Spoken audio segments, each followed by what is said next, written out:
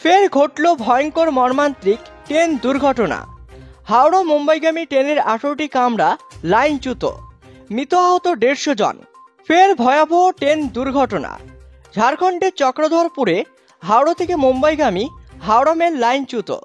এই দুর্ঘটনায় ট্রেনের 18টি বগি লাইনচ্যুত হয়। এতে ট্রেনে থাকা 2 যাত্রীর ইতিমধ্যেই মৃত্যু হয়েছে, আহত হয়েছে 150 জনের মতো। রেল ও স্থানীয় পুলিশ এখনও এই দুর্ঘটনার কারণ মৃত্যুর খবর নিশ্চিত করেনি। মঙ্গলবার ভোর 3:30 নাগাদ এই দুর্ঘটনা ঘটে। রেল আধিকারিকরা জানিয়েছেন, আগেই বেলাইন হওয়া একটি মালগাড়ির কয়েকটি বগি ট্র্যাকের ওপর উঠে পড়েছিল। এদিকে ওই বগিগুলির সঙ্গে ধাক্কা লেগেই মুম্বাইগামী হাওড়া মুম্বাই এক্সপ্রেস লাইনচ্যুত হয়। ডিডিসি সেরাকেলা প্রভাত কুমার জানিয়েছেন, দুর্ঘটনায় গুরুতরতা বিবেচনায় উদ্ধার কাজ জোরদার করা হচ্ছে।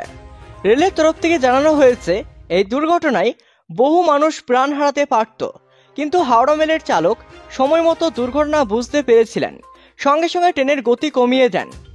রেল আধিকারিকরা জানিয়েছেন, তখন ভোর 4:30। এদিকে চক্রধরপুরে রেলওয়ে ডিভিশনে জরুরি সতর্কতা জারি করা হয়েছে। হাওড়া থেকে মুম্বাইগামী মেল এক্সপ্রেস ট্রেন লাইনচ্যুত হওয়ার খবরে অফিসে আলোড়ন। ঘটনাস্থলে পৌঁছে ত্রাণ মেলের কর্মীরা ইতিমধ্যেই আহত যাত্রীদের উদ্ধার করে নিকটবর্তী হাসপাতালে নিয়ে যাওয়ার চেষ্টা করা হচ্ছে। ঘটনাস্থলে পৌঁছেছেন চক্রধরপুর ডিসিএম। হাওড়া থেকে মুম্বাই যাওয়ার একমাত্র লাইন এটি।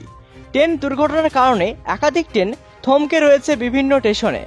জানা গিয়েছে, ট্রেনটি লাইনচ্যুত হওয়ার আগে বিস্ফোরণের শব্দ শুনতে পেয়েছিলেন লোকো পাইলট।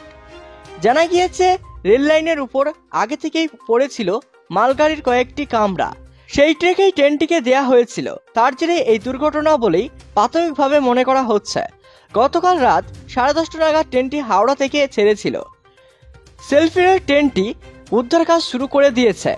এই দুর্ঘটনার জেরে একাধিক দূরপাল্লা ট্রেন বাতিল করা হয়েছে।